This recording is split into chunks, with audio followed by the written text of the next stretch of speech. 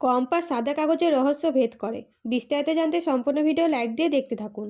Compass শেষটার জন্য মনাকে থাপ্পড় মারলে বিহান দেখে রেগে যায়। তখন কম্পাস বলে, নিজেই দেখুন, কাকিমাকে বন্দি করে রেখেছে।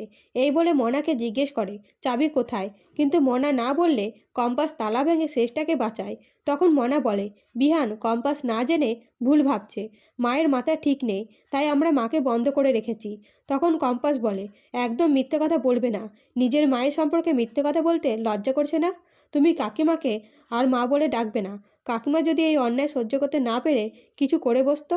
এইসব শুনে শেষটা বলে, আমি কিছু করব না কম্পাস, যতদিন না পর্যন্ত তোর সমস্ত বিপদ কাটছে।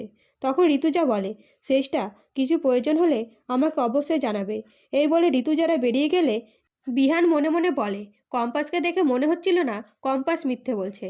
আবার মনার মাকে দেখেও মনে হচ্ছিল না উনি মিথ্যে বলছে। তাহলে মনার চোখের জল কি মিথ্যে? এটা কিভাবে সম্ভব?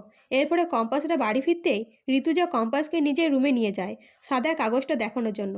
তখন ঘরের ভেতরে মুক্তিকে দেখতে পেয়ে ঋতুজা রেগে যায় আর মুক্তিকে বলে, তুই এই রুমে কি করছিস, কি খুঁজতে এসেছিস? তখন মুক্তি ইতস্তত বোধ করে সেখান থেকে চলে যায়। তখন ঋতুজা বলে, কি ব্যাপার, মুক্তি এসেছিল কেন? কি দেখতে এসেছিল? সাদা কাগজটা দেখতে নয় তো? এই বলে সাদা কাগজ খুঁজতে থাকে এবং সাদা কাগজটা পেলে কম্পাসকে দেখালে কম্পাস বলে, মা, এটাতে কিছু লেখা আছে যেটা খালি চোখে দেখতে পাওয়া যাবে না। এর পরের দিন সকালে ঋতুজা কম্পাসকে বলে, কম্পাস, আমার মনে হয় বিহানকে সবটা জানানো দরকার যে অখিলেশ কিরকম মানুষ। তখন কম্পাস বলে, আমি জানি স্বামী স্ত্রীর পাশাপাশি থাকা উচিত, কিন্তু বিহান স্যার আমাকে বিশ্বাস করে না। তাই এসব বলতে গেলে ঝামেলা বাঁধবে।